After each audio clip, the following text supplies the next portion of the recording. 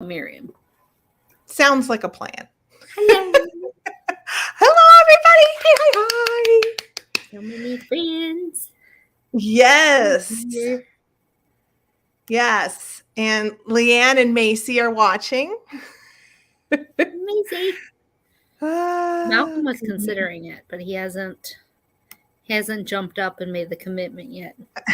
And hello to Kathy Wiseman and Kathy Burns. Hello, hello. Welcome in. Happy Monday. Is everyone ready to chat and B&B babes. B&B babes. Is that? Oh, we're B&B babes. I like it, Michelle. Denise. Hello, hello. And Marcy's here. And Chris. Wait, I clicked on you. Why aren't you showing? And Marcy. Nope, that's not Chris. There you are. Hello. And Tammy's here too. Tammy. All right. I think I got down to the bottom. I don't think I missed anybody. Or I hope I didn't miss anybody. Okay. Oops. Sorry. I'm just trying to get down to the bottom of my chat.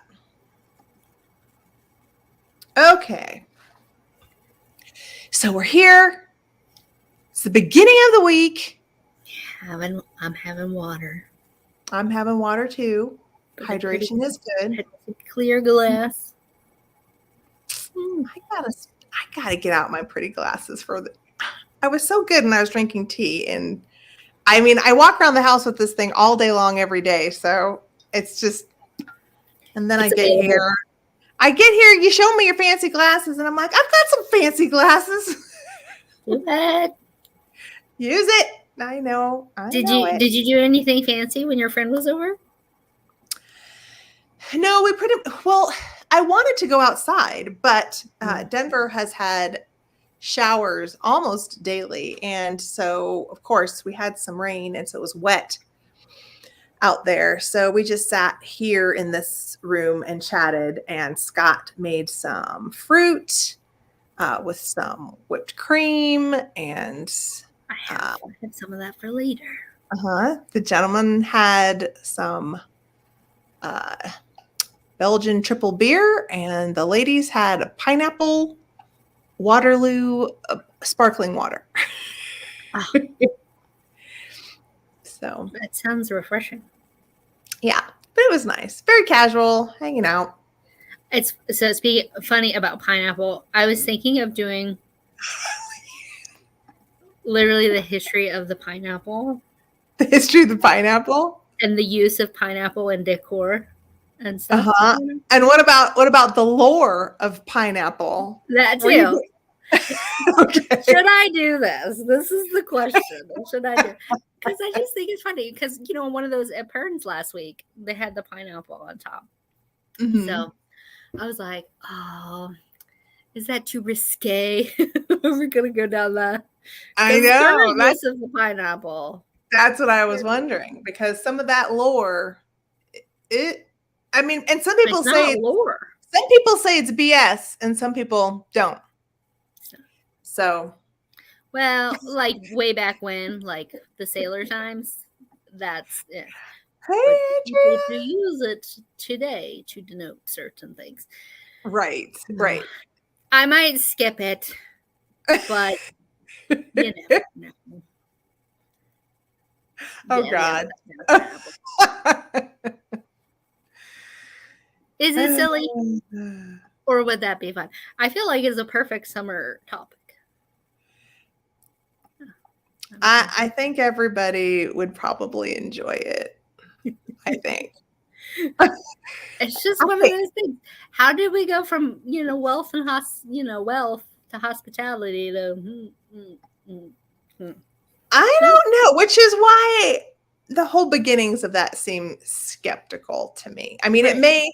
It sometimes things happen where it's just jokes turn into rumors, which actually turn into reality. Mm-hmm. But I don't know. I'm not sure about it. Sorry, Leanne. Go Hey, get some, Angela. go get some Wait, fructose. it's not coming up. There it goes.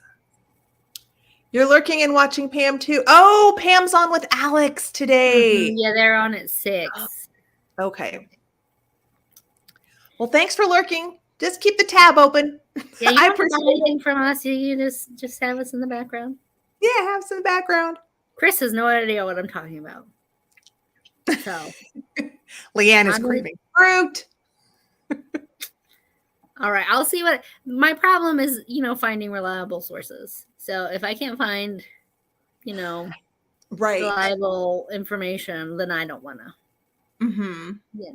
give that out Yeah. to you. No, I mean I did the jack-o'-lantern, which is all folklore, so I'm okay with folklore. Yeah. Maybe I'll do it. Depends on how many pretty pineapple things I can find for you. Well, that sounds good, Angela. You're going to be in charge of all the history highlights on produce. Well, did you see my comment in your sale yesterday?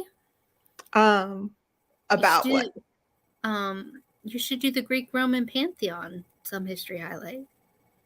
Oh, well, that would be a bigger endeavor. You can just pick your favorite gods and goddesses. Yeah. I mean, that's just like mythology, though. Like, if you like Pantheon, wouldn't that like tie into Greek architecture and civilization? Oh no, the Pantheon is just the gods, the mythology. Okay. Because when you were showing your Diana piece, I was like, you should do because for them she's Diana, but for everybody else she's Demeter. Oh. No? Yes. One's Greek, one's Roman. Yes. But I mean, I can do that too. I did take that in college. But I think that would be a fun history highlight too. Just because it's so immersed in our culture, like it's things that people know offhand but don't really think about, Yeah. And there's so much. It's definitely hard to keep track of it all. Yeah. Do like the greatest hits. We don't have to talk about Zeus and all his peccadillos, for example, because we would be talking for hours. You mean his his affairs? Affairs, yeah.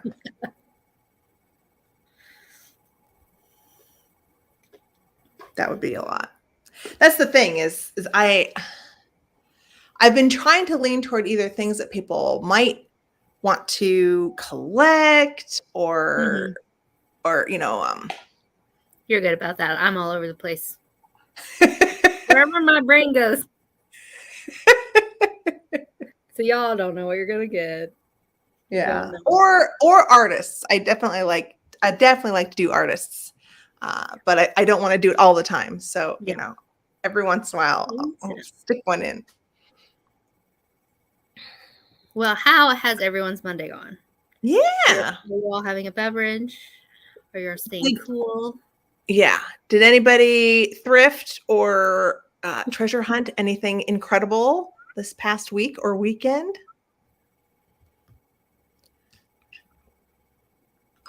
I bet Michelle did. Well, Michelle, I bet you did. We had rain all day yesterday, so I didn't get to go to the flea market per usual. But what did I do? I did find things. Mainly last week is when I found things, but I just had to Wait.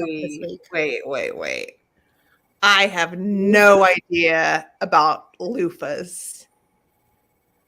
Angela, what's going on with the loofahs? Ooh, Leanne, I saw your picture. She saw a bald eagle on the beach. Oh, wow. Yeah. Wow. On her Instagram. I knew you. What did you get? I know you got something awesome.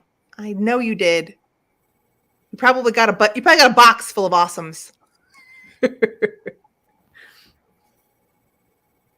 All right. Angela's going to send us. You'll have to Google the loofahs. I guess so. I don't know. about the loofahs. But shall we begin? Sure. I'm getting a reverb. Can you hear that? I don't get it on my end. Can we hear it? Can the chat hear it? I don't know. I was hearing it, and then let me turn down my volume and see if it helps. Is that better? It's okay now. I wanted to just see if that was something that they were hearing or not. So we have a story. This is another My Tablescape. Hey, Karen. Karen. My niece is 4. For the past 2 years, she has been asking me to use this very specific tea set. Now, this is a Disney Princess tea set that I was gifted many, many years ago, and it has not left the box. So the rule was, when she was ready, she had to have a tea party with me first before she could play with it on her own. Okay. Aww. So since I had to be off today, she came up with my parents and we used the tea set. But she helped me pick the rest of the items for the table. So, this is the table runner I've had on my table for a little while, and I put the snacks out. And so I was like, okay, what do we want for plates? She was like, do you have purple? Purple's her favorite color. So I got out my Moroccan amethyst from Hazel Atlas. And then I was like, what about for water glasses? And so she goes, blue. So got to clear for the blue.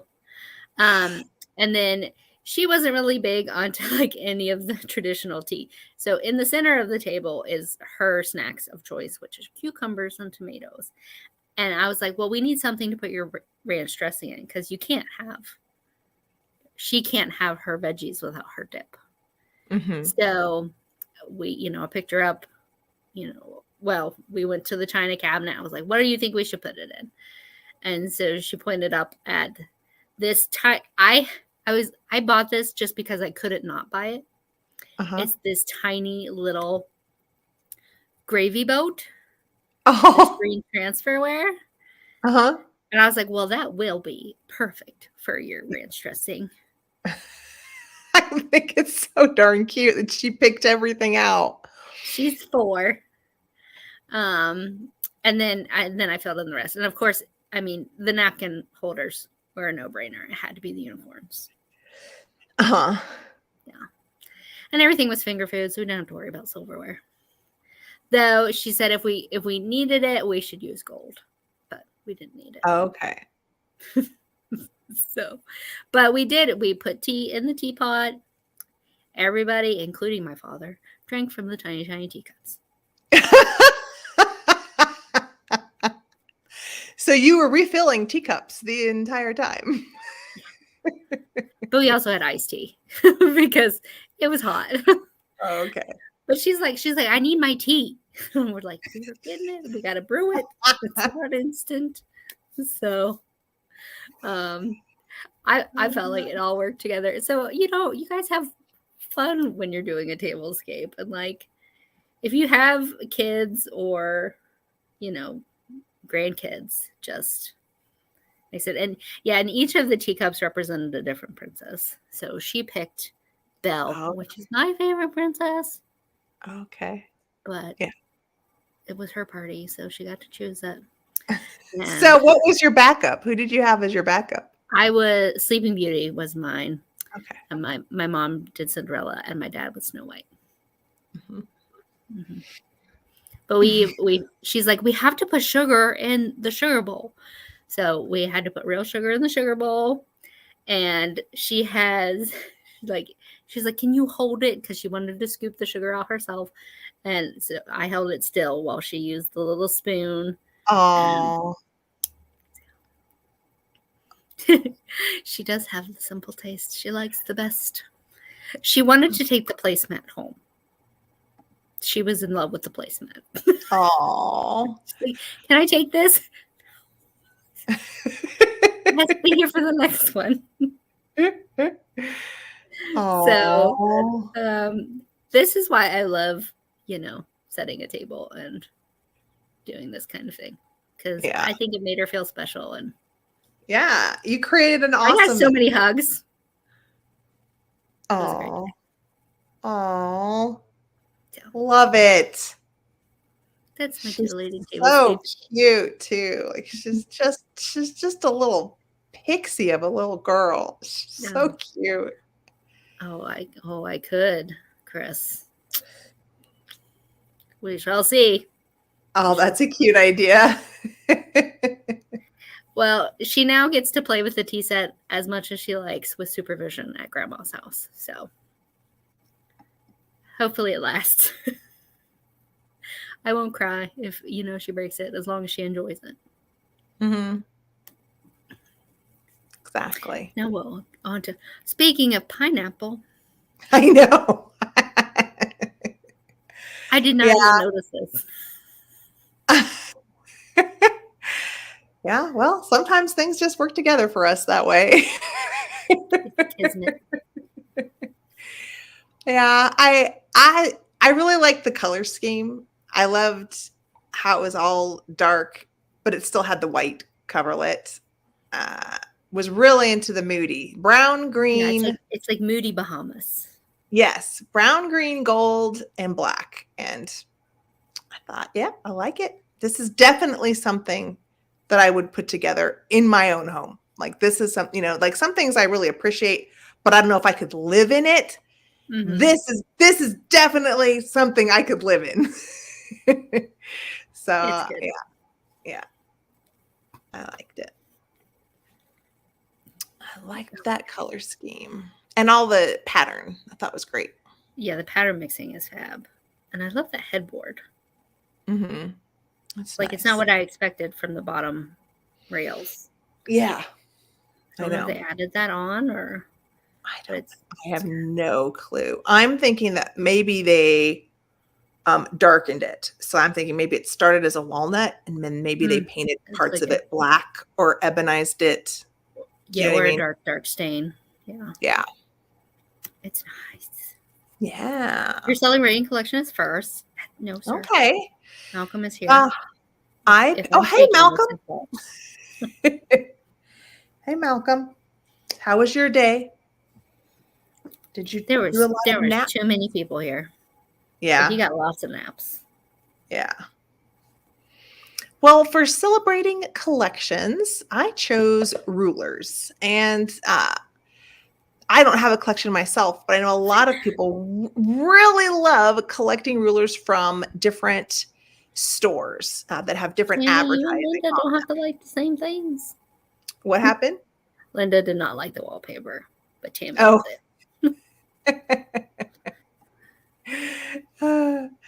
So if you love advertising, then rulers can be a super fun thing to collect because you never know when you're going to be at a sale and run into one. So it can be one of those things that's a fun little collection you just have like in a pitcher or in a bucket or wherever you would want. So I picked the random pitcher one, and then I also picked this one, which I cut it off a little bit, but this to me looked like a new old stock display with old different styles of rulers. Measure twice, cut once. What's that? It says measure twice, cut once. Yes. It's an important rule when working with wood. Yes. Or anything you have to cut for that matter. Yes. Yeah, I like the colors on that display too, Leanne. I don't think that's something. I also like the cutting boards behind the picture. Oh yeah. Yes. Like the wood on wood. Yes. I mean, the one on the super crazed picture. Yeah, it's great, right? Yeah, the one on the left is definitely something we could all, attain over time. I mean, the one on the right you'd have to be lucky to find like an old general store display with the actual product still in there. I mean, that's more of a unique item, but still, I thought it's an awesome collection. Whoever has that. Hey, Laura. And Oh, then Chris did has you? hers as an Oh, old you did. trophy. So this is a collection mixed with a medium must mixed with an inspiring interior. Like Okay. this has it all. So I am in a group on Facebook with this woman. Her name's Melissa. Her Instagram is colorful home, colorful life _ between each. But she what drew me to her was she shared this picture on the left, and it is her vintage toy room. And from the color to the way everything is displayed, like it's just pure nostalgia. Yes. Like in this room. Mm-hmm. And I love how everything's grouped together. The use of orange, because there's so much orange on vintage toys. I don't know if it was that a 70s orange. I don't know. Coming to me. But so this was what drew me in. And like here's some other images from the room. Like I love all the vintage board games. Yes. And then the old teddies. Yeah. So much fun. And then so I asked her if I could share her photos, and she said absolutely. She just tell people to check me out on Instagram. So she's a medium must. This is Melissa, her colorful home, colorful life. But her feed is so curated. Okay. By color. Oh. So this is like, so I just wanted, for the media must portion, I just wanted to do some screenshots like of her, how the feed is broken down. So look at this black and red room, like beautiful sewing machines, shoes, chairs, books, just the way she has it all set up. It's so much fun to look at her account. Okay, so I'm guessing, so her account probably has a lot of variety. So is it all of her collections, or does she go to other collections? It's all hers. Okay. Hers. Wow. But she's also an interior designer, so some of them might be ones that she's done for other people, but I believe most of these are from her home. And so it like goes, like I said, by color. So like here we've got like teal, and we move on to yellow, and then red, white, and blue, and then green, and then yellow. Like, wow. Oh my gosh. It's so absolutely fun. Oh, Angela's got the link. She's good. She beat me to it. She's so good. But she was really gracious. She's like, yeah, absolutely. Just tell people to check me out. So if you're looking for vignette ideas, this is absolutely someone to check out. Yeah. And just your color. If you like color and you like vintage, you'll need to follow Melissa. Okay, so the green is in her bathroom. Yes. And then she's got like a turquoise and yellow gold family room. That looks like the living room, yes. Yeah. I mean, I spent a long time. I was like, I don't know what pictures. So I couldn't choose pictures. So I was like, okay, you all are going to get a big overall. And then I want you to follow her. And then, tell me which ones are your favorites. Yeah. So that's my first media must. I do have another one. I don't know if I put it immediately next. I didn't. Oh. I threw your recipe ribbon. Yeah, well, this was continuation. This was a continuation. So I was gonna just have them go back to back, but it's fine. So this was just, if you have rulers and you want to do stuff with it, that's just a bunch of ideas of making things with rulers, cutting them up, using them as little planks for trays or surface covers. Make a little box. I'm actually going to be selling. My first Tiny Things shelves were made out of yardsticks that had been cut up and made into little shelves. But I outgrew those, so I'm going to pass them on. But they make perfect, because it's about the same depth as a printer's tray. So they make perfect tiny little shelves. And if you're looking for a way to make your own Tiny Things shelves, I mean, it's a good place to start. Yeah, I yardstick. absolutely love that the fold-out ruler used to hold the ephemera. Yeah, I thought that was cute, and I really liked the Christmas tree idea. I thought was very cute. Very cute. Love it. So yeah, rulers, collect them or chop them up and make stuff. Do both. Do both. Because, like, say you get a whole bunch of one kind, and then you keep one, and then repurpose the others. Yeah. There you go.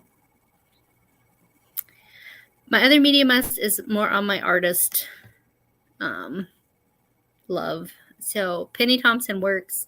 I'm gonna put her I watch her. Right? Aren't they gorgeous? They're like so I wish cute. I could show the video because Yeah. these are tiny little like clockwork. What would you call it? These I would call it a winding where like an automaton. It's a mechanical sculpture. How's that? I would call it like an automaton that you have to move. Yeah. So you have to wind it. It's mainly birds, but they all fly. And this is Penny Thompson Works is her Instagram. I'm gonna put her website in the chat. These will never be in my budget, and they sell out like hotcakes. So, and it's a mother and daughter who do these together.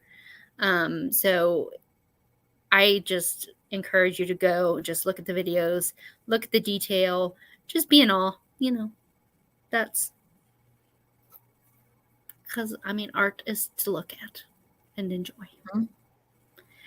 These cranes, I think, were just posted yesterday. Those cranes are beautiful. And the movement that she gets with these simple wires, and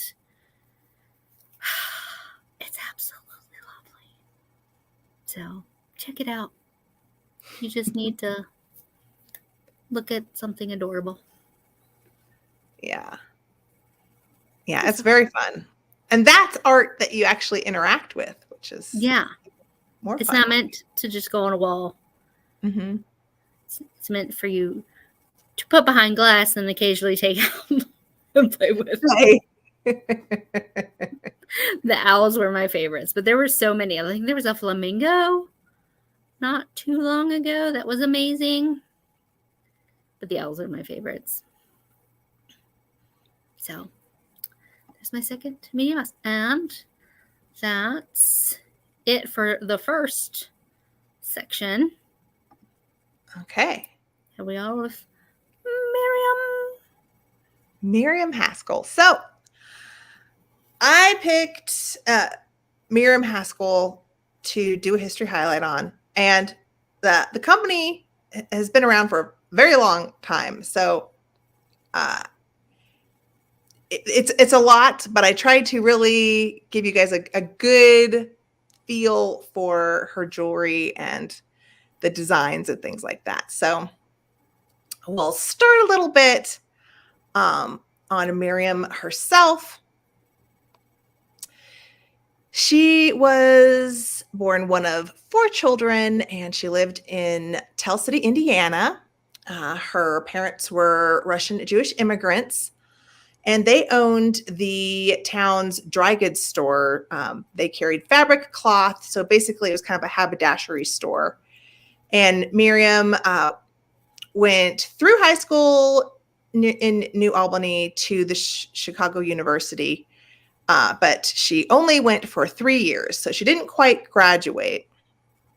But she did have a lot of background on running a store, and especially like dealing with dry goods and things like that. So here's where the company starts. In 1924, Miriam sets off to New York City. Her dad gives her $500 to go out there and try business on her own. And within 2 years, on the 30th of July, 1926, she gets a business permit in her own name, allowing her to open up a gift shop boutique called Les Bijoux de l'Heure. So, which means like jewels of the hour or jewels of the moment. Yeah. Yes. And that little boutique was inside the McAlpin Hotel on 103 16th Street. Oh, hey, Julie. Hi. Welcome in. So that same year, Miriam is joined by Frank Hess. Frank Hess was a window dresser for Macy's, and he is the one who became her jewelry designer. So he really is the man behind the woman, as you say. So they did start growing fairly quickly. A second shop was opened within the year on 57th Street. Continued success.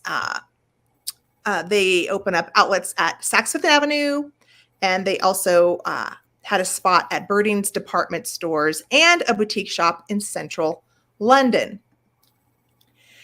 And part of her success was gaining some famous clientele. So Miriam established her company with clientele of society women, including Gloria Vanderbilt, Joan Crawford, and Lucille Ball, and also royalty in the form of Wallis Simpson, the Duchess of Windsor.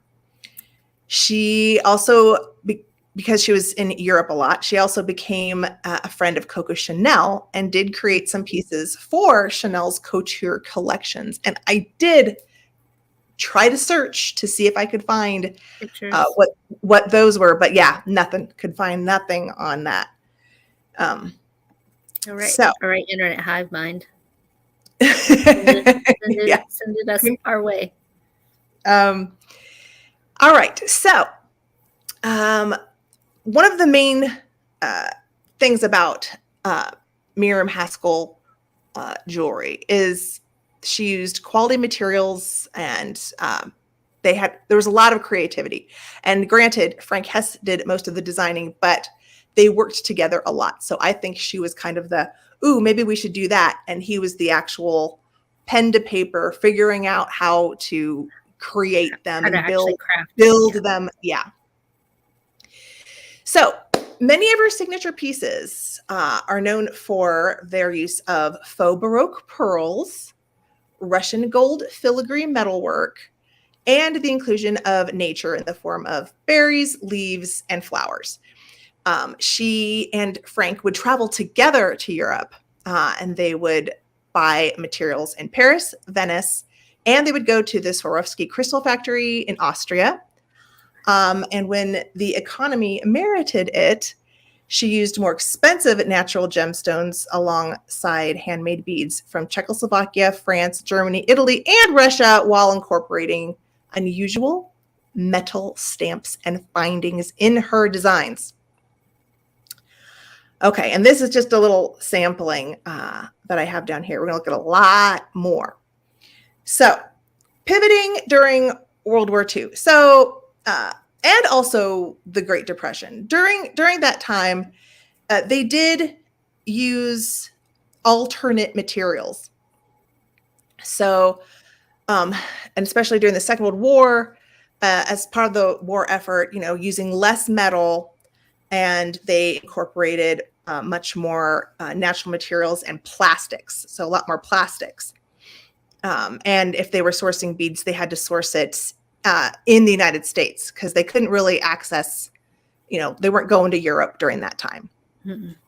So here is an illustration where you can actually see the jewelry being advertised and the piece here on the left of what it looked like in reality.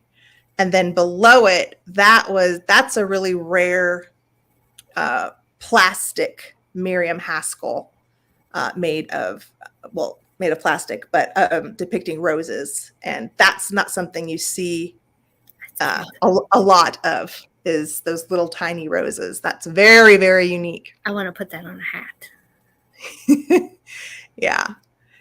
So after the war, Haskell renewed her use of high-end materials and her designs became a little more elaborate, including larger focal pieces and necklaces with multiple bead strands. And in the 40s also, they used to advertise with these illustrations by Larry Austin. They're very glamorous looking, and these are actually collectible as well, especially in the costume jewelry market that are collectors. So if you were to come across a watercolor by Larry Austin, that would command probably in the range of $700 to $1,000, depending on condition and things like that. Were these in magazines, or were these like posters in stores? Yeah, so they would have the illustration, but then they'd be in magazines. They'd reproduce it in the magazines. Yeah. So here's another one from the 40s where it's an example of the illustration and the actual necklace. So what's really cool about this, not only so it's a wrap and you kind of knot it, but there's clips. There's clips so that you clip it onto your dress so they're not flopping around. And you don't have a wardrobe malfunction. Yeah. Yeah. So this really started happening after the war, was a lot more multiple strand. That's cool. I've never seen a necklace like that. That's super cool. I know. She has several designs. Well, Frank has several designs that were like that. Okay. So we're kind of ending a little bit on the history part. So ownership changes. In 1950, Miriam had to sell her company to her brother Joseph because she was ill. She was not doing well. And so there are several owners. After about 5 years, Joseph sells the company to Morse Kinsler. Frank Hess, who really is the main designer from the beginning up through until, when did it say he did semi-retirement? 1960 was when he retired. And Hess, after he retired, there are several designers that obviously took over within the company. Robert Clark, Peter Raines, and Larry Verba. Larry Verba, I should have made him red as well. Those two names are very big for collectors. Roberta Stone and Camille or Millie Petronzio. And I believe Millie is still there. The company was sold in 1983 to Stanford Moss, who had been an employee since 1958. So they really did try to keep things with the people who cared about the company, cared about the name, were there for a long time. And Moss ended up selling in 1990 to Frank Fialkoff, and it still resides today with him, but he renamed it Haskell Jewels Limited. Okay, so we got through that. It's a lot. It's a lot, but just so you kind of understand, if you're finding Haskell pieces, there are definitely different people involved as far as the designers. So like this, I wanted to show some fun advertisements in the magazines just to kind of see how they advertised. And so this one, Queen Blue, 1957. So this would have still been a Frank Hess because he was still there at the company, even though Miriam was gone. And this one was nice because I actually found the real picture of the real piece and the jewelry. And you can kind of see how some of the styles were starting to change, getting toward the 60s. And these are some ads from 1960 and 1961. So this one, 1960, that's when Frank about left. So that would have been, maybe he designed this one, I'm not sure. But you can kind of see how the advertisements changed. Still very much about glamour, though. Glamour definitely was what they were all about. Not a ton of casual. A little bit. There's some pieces that are simpler, but definitely it was about a more glamorous costume jewelry line. Okay, so we're going to talk a little bit about signature and identification. So her jewelry from when she started until technically about 1947, 48 are all unsigned. They did not sign anything. In 1950, it was her brother who decided to have a Miriam Haskell stamp or like little plaque hallmark on the jewelry. So identifying an actual piece of Miriam Haskell jewelry that's before 1950 can be tricky. This reference book is a really good reference because it has a lot of the fashion illustrations where you can see the line or pieces where you can try to match up, things that were advertised from the 40s, you know what I mean? So there's a lot of good information cataloged for identification in that book. And then I wanted to show you the hallmarks. So, oh, hey, Christy. Hey. So the hallmarks. This little horseshoe mark was only in existence for a couple years from 1947, 48 to 1950. There are not a lot of pieces with it. Once 1950 hit, it was an oval. So if you were to find a Miriam Haskell with a horseshoe, that would be very easy to know exactly what time period, because it'd be definitely late 40s, no question. That'd be very rare to find. There's not a lot of those. This is the only piece I found online that had one. So this, after 1950, this is what the Miriam Haskell logo hallmark looks like. This is what you're going to find if you're out there looking at things in the wild. This is probably more of what you're going to find is jewelry from the 50s and forward. So that's what that looks like. And now I wanted to show you guys that one on the left. Yeah. So they did a lot of different types of jewelry. They did a lot of jewelry. But first I wanted to kind of show you kind of her or Frank's signature style, where you might start to want to, if you're interested, familiarize yourself with just the designs that they would make. You kind of start to see similarities within the design, construction, and these especially. When I think of Miriam Haskell, this is what I think of. This is more late 40s to 1950s, very layered, a lot of different beads happening. A lot. Yes.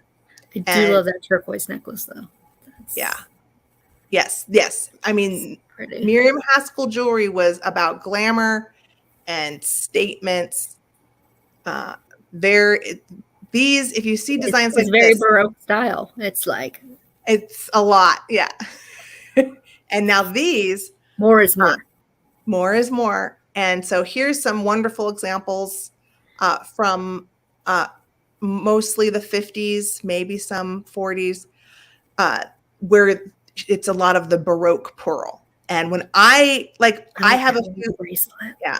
I have a few Miriam Haskell pieces, and they're all the Baroque pearl style. They made a ton of this. So this is probably the more of the style. If you were to find in the wild, you probably will find more of this because they made so much of it. And here's just some more. And these are some of the real glamour necklaces. These are pricey. If you could find one of these, you could command at least $1,000 plus for something this elaborate. What are we doing? Are we It's saying hi to sleeping on the costume jewelry. oh, hey, Gavin. Hi. Okay, so I wanted to familiarize yourself with what I would consider kind of more of a Miriam Haskell or Frank Hess style. And now I want to show you some of the stuff they did that if I saw this, I wouldn't know this is Miriam Haskell. But this is something that they did in the 40s. This is playing around with more plastics. And this is called the lampshade. Obviously, because, most of them do kind of look like little lampshades. But this is something I did not know. And of course, these are all going to be unsigned. Mm-hmm. So if you were, this is something I thought, well, if I saw this, but it looks pretty distinctive. Yeah. But I didn't know, because when I think of Miriam Haskell, I think of those other pieces that I was showing you. How long? It would depend. Were these handmade, or was it more of a factory? Okay. No, these were handmade, hand assembled, hand wired. That's very important. So, as somebody who's made jewelry of varying types, those necklaces, probably, if it's one person working on it, minimum 2 to 3 hours. If they're good and know exactly what they're doing, and they're speedy. Speedy. Yeah. But if it's somebody who's new, I mean, it could take them a whole day. It just depends on practice and knowledge of the material. Another something that I don't normally think of. Yeah. Well, this I just wanted to share because it could be something we could come across. It has the Miriam Haskell hand tag, but this is not Frank Hess. This is a 1970s Larry Verba. So, and if you are looking online, people will actually use that as a tagline. They'll say Larry Verba for Miriam Haskell in the tag. So it's just good to know. And a lot of times you will see Frank Hess. They will put Miriam Haskell and Frank Hess together for search tags. And so this one was interesting. I didn't know. For the most part, when I think of Miriam Haskell, I'm always thinking of like the 1950s Baroque pearl, or, a lot of wired beads. And there's, the company, lasted way after the 1950s. There's a lot of different designs. Are they still making jewelry? From what I looked up, and the company looks like it still exists, yes, but the store said it was temporarily closed. So I don't know what that means. But Haskell Jewelry Limited still exists. Okay, so now I wanted to just show you some shopping that I did. Just beautiful pieces that window were extra. Shopping. You didn't window shopping for the really extra, oh, that's really different, of what's available that you could grab should you want to. And this one was a standout with all of the colors. Obviously, First Dibs is asking a lot of money for it. But those colors make me think 60s. I know. I don't fashion forward. No, it could be 60s. I would guess 50s, but I don't know. I don't know for sure. Oh, it says 1950s. They said 1950s. 50s, but I just like a 60s mod sheath dress. Yeah, I know. That's what it needs. Yeah. And it definitely helps if you have the set. So if you have a necklace and a bracelet and earrings, that's going to command a lot more money if you actually have a set. This choker I thought was beautiful. It had some of the telltale that looks like a bracelet wiring cluster, and then it had the beautiful aqua glass beads. And so that's not something you see. That's not something, this is higher quality, where whoever bought this at Neiman Marcus or whatever. Mhm. You know, they were Macy's. spending money. This wasn't cheap. Yeah, this was. I like this. I know. Isn't this gorgeous? Oh, that clasp. This one again, this one stood out to me because this is not like a signature Miriam Haskell to me. This one was just a little bit different. You can still see multiple strands, the dangling beads, but the florals. I can just picture them like picking out these beads on one of their tours of somewhere in Europe. Exactly. I think those are Czech. I would guess those were Czech glass flowers. And the leaves. Yes. I mean, stunning necklace. Those leaves glow. Oh my gosh, I didn't think about it. I bet they do. They could. They could glow. Oh, and here's some more of what, like, if I saw that, I would immediately say, that's Miriam Haskell. Both of these pieces, immediately. This is what I see more often, although these were a little more unique because I've never seen a stick pin and I've never seen a Miriam Haskell with shells on it. But the design style, I would immediately say that's a Miriam Haskell. I love the shell. You should buy the shell one and find, an antique shell box. Oh, marry them together. Beautiful. Gorgeous. Oh, this green. I love this green. I know it. I know. That just some more beautiful pieces. Loved it. This fur clip I thought was gorgeous with all of those glass beads hanging down off of what I can go on one of those like fur wraps. Or to clip on. I think like it would just like clip right onto the fur. Mm-hmm. But at the top of it, you can see that the beadwork. If you're paying attention, you start to notice. Oh, yes, that looks like Frank Hess design right there at the top. This one was interesting with I feel like I've seen this necklace. Really? Yeah. But this one, I mean, a little bit different, but yet still kind of like, okay, that feels like Miriam Haskell. And then I had never seen a hair comb, so I wanted to throw that in there. And then also the more simple Baroque glass pearl necklace, much simpler, not something I see often when I am looking at Miriam Haskell. So it's a signed one, but it has a very nouveau feel. So I wonder if it's like a nouveau revival piece. Maybe. Okay, so we're getting toward the end, but I want to talk just really quickly about construction. So Gavin already asked, but here is a good example of, okay, this is what the backs looked like. In the 20s and 30s, you can see it was usually a silver back, and you could see the wiring back there.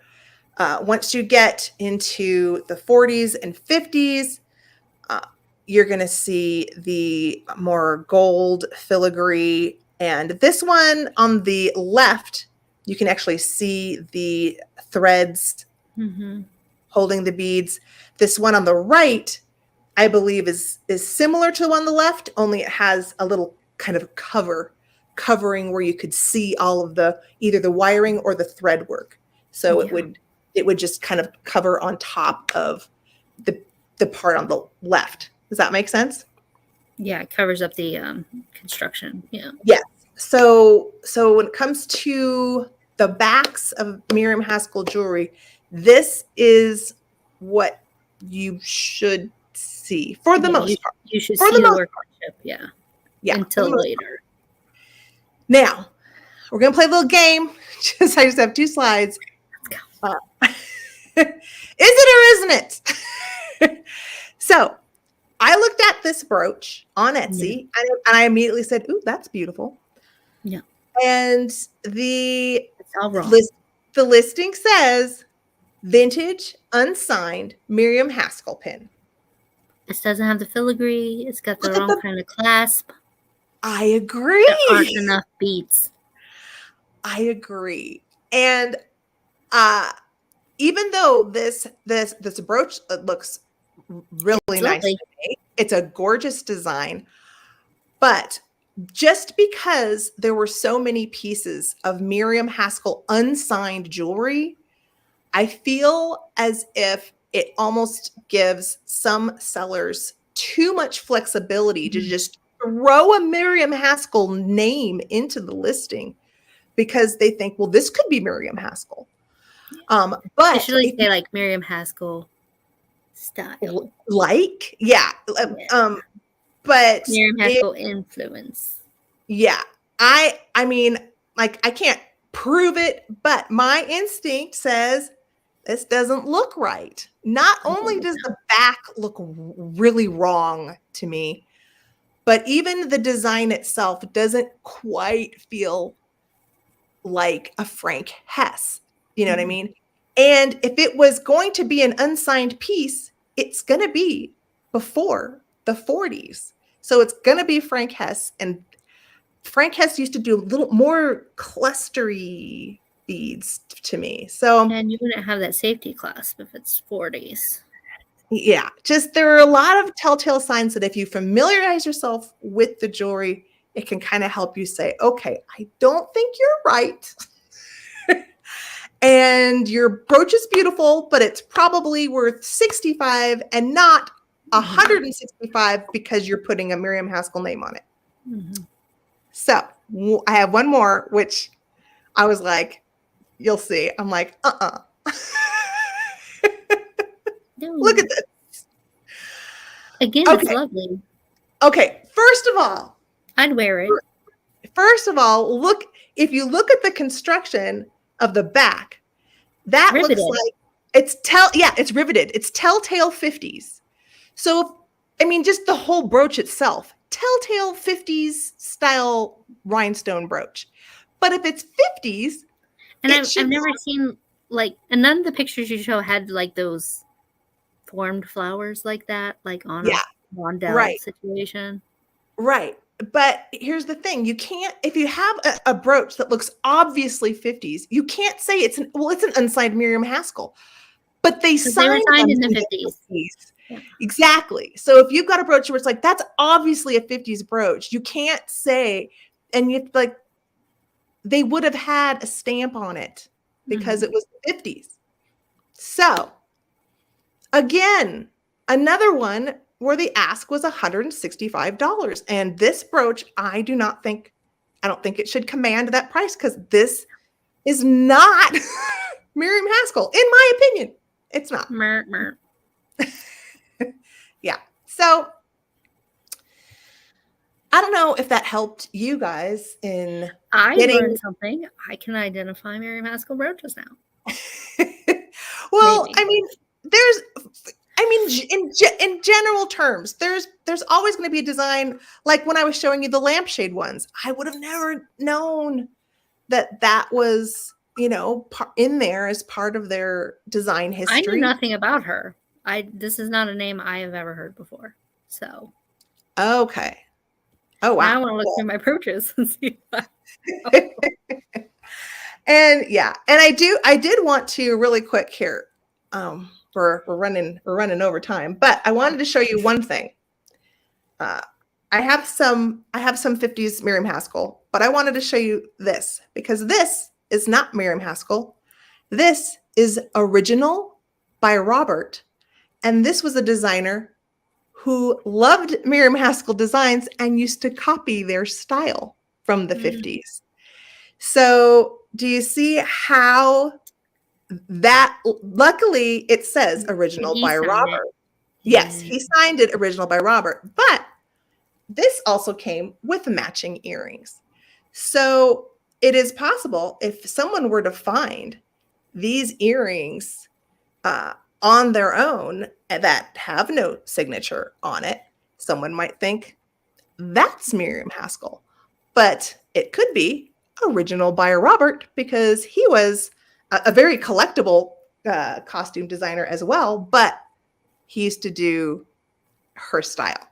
Yeah. Because, she was popular. Influenced. Yeah, she was popular. So just goes to show how you might pick something up and you think you have it, but you really need to do a lot more research before you claim that it is. And I'm done now. I agree, Leanne. We need a fit with that set. Get it? We need a whole ensemble. So there you go. Oh, we gotta go back to there. I don't have anything to share for the end. So I have one thing I wanted to share. Oops. Okay. I got this awesome book. I got this awesome book sent to me from Enamor Amy, and I want to show you because it's my new favorite thing. Look, antique, beautiful cover, but look at the title. Silver Buckle. Isn't that adorable? A book too. Isn't that great? She saw that title and thought of me. I just thought that was so awesome. So, such a great cover. So, anyway, that's my new favorite thing. We can go ahead. Last week or the week before, I shared the quote from The Little Prince. And I was like, yes. I don't have a copy of The Little Prince. But guess what? Oh, wow. I was out thrifting and antiquing last weekend, and I happened upon it. So it's a 1940s teacher's edition, cool. 1946. Hold on. So there we it's in go. French. It's got vocab. Nice. I have to brush up. It has vocab in the back. How about I was like, I don't even have a copy. The universe provided. I will have a video on this, the place I found this, coming out. Hopefully this week sometime. Awesome. Thank you, universe. There is like an intro in English, but mainly French. It's a fantastic book, Liam. So, that's all. And I know everybody has other places to be. Mother Tucker's is on. Mia is on. And maybe you just need to turn off all devices and sit with yourself. Yeah. Exactly. Self-care can mean unplugging sometimes. Yes. I hope you all have a fantastic week. Yeah. Have a wonderful week, everyone. We will see you again next Monday on Angela's channel. And have a good week. Love you. Love y'all. Love you. Bye. Bye.